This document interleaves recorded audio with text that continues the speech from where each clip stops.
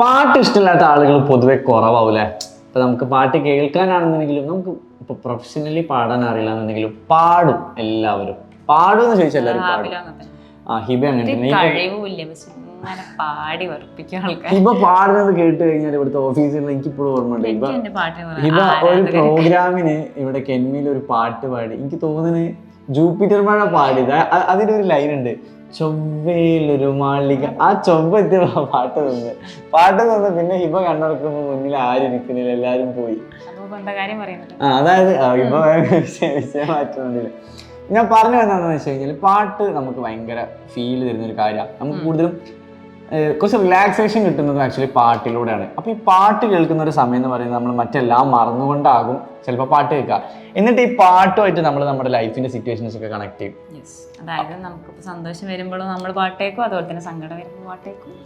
അധിക സമയത്ത് നമ്മൾ കൂടുതലും ഇപ്പോൾ ബാത്റൂമിൽ പോകുമ്പോൾ പാട്ട് കേൾക്കും, ബൈക്കിൽ പോകുമ്പോൾ പാട്ട് കേൾക്കും, കാറിൽ പോകുമ്പോൾ, ബസ് പോകുമ്പോൾ ഒക്കെ ഇതിൽ പാട്ട് കേൾക്കും. ഫോർ എക്സാമ്പിൾ ബസ്സിൽ പോകുന്ന കാര്യം പറയാം, നമുക്ക് വിൻഡോ സീറ്റൊക്കെ കിട്ടുന്ന സമയത്ത് നമുക്ക് ഒരു ലോങ് ജേർണി ഒക്കെ പോകണമെന്നുണ്ടെങ്കിൽ പ്രത്യേകിച്ച് രാത്രിയൊക്കെ നമുക്ക് പാട്ടില്ലാണ്ട് പറ്റൂല.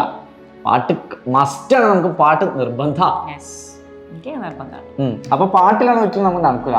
അപ്പോൾ നമ്മൾ ഈ പാട്ട് കേൾക്കുന്ന സമയത്ത് ഞാൻ ഒരു ഡെമോ കാണിച്ചു തരാം. ഇപ്പോൾ ഞാൻ പറയുന്ന കാര്യങ്ങൾ ഹിബ ചെയ്യണം. ഓക്കെ, ഞാൻ പറയുന്നത് മാത്രം ശ്രദ്ധിക്കാം, വേറെ ഒന്നിനും ശ്രദ്ധിക്കേണ്ട. Hiba close your eyes. Okay, രാത്രിയാണ്.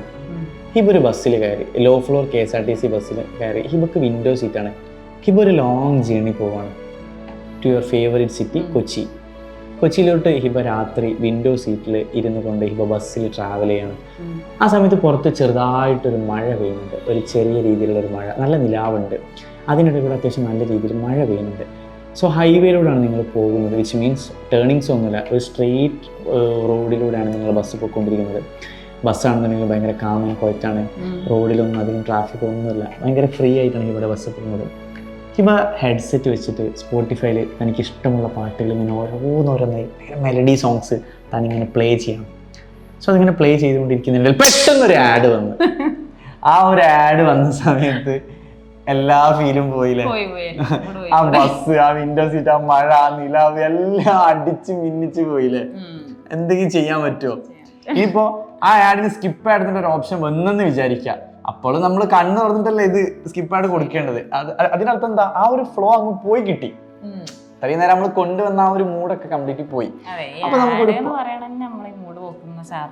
അതെ, നമുക്ക് ദേഷ്യം പിടിക്കുന്ന ഒരു ടൈം എന്ന് പറയുന്നത് നമ്മൾ പ്രത്യേകിച്ച് യൂട്യൂബിലൊക്കെ പാട്ട് കേൾക്കുമ്പോഴേക്ക് ഒരു ഫിലിം കാണുമ്പോൾ ആഡ് വരാന്നുള്ള അല്ലേ.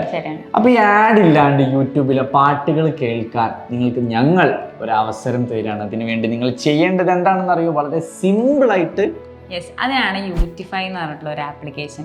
ഇത് നമ്മൾ ഡൗൺലോഡ് ചെയ്ത് കഴിഞ്ഞിട്ടുണ്ടെങ്കിൽ നമുക്ക് എല്ലാ പാട്ടും ആഡ് ഇല്ലാണ്ട് കേൾക്കാൻ വേണ്ടി പറ്റും. ഇനി നമുക്ക് യൂട്യൂബിലുള്ള പാട്ടാണോ കേൾക്കേണ്ടതെന്നുണ്ടെങ്കിൽ യൂട്യൂബ് ഓഡിയോസ് എന്ന് പറഞ്ഞിട്ടുള്ള ഒരു ഓപ്ഷനും അതിലുണ്ട്. അതിൽ നമുക്ക് ആവശ്യമുള്ള പാട്ടുകളൊക്കെ കേൾക്കാൻ വേണ്ടി പറ്റും. എന്നിട്ട് നമുക്ക് നല്ല ലോങ് ജേർണിയൊക്കെ ആഡുകൾ ഇല്ലാണ്ട് തന്നെ നമുക്ക് പാട്ട് കേട്ട് ആസ്വദിച്ച് പോകാനും വേണ്ടി പറ്റും. സോ ഇതുപോലുള്ള കൂടുതൽ ഇൻഫോർമേറ്റീവ് ആയിട്ടുള്ള വീഡിയോസിനും കെൻമിയുടെ online and offline digital marketing കോഴ്സിനെ കുറിച്ച് കൂടുതൽ അറിയാനും അഡ്മിഷൻ എടുക്കാനും ഡിസ്ക്രിപ്ഷനിൽ കാണുന്ന നമ്പറിൽ ഇപ്പോൾ തന്നെ കോൺടാക്ട് ചെയ്യും.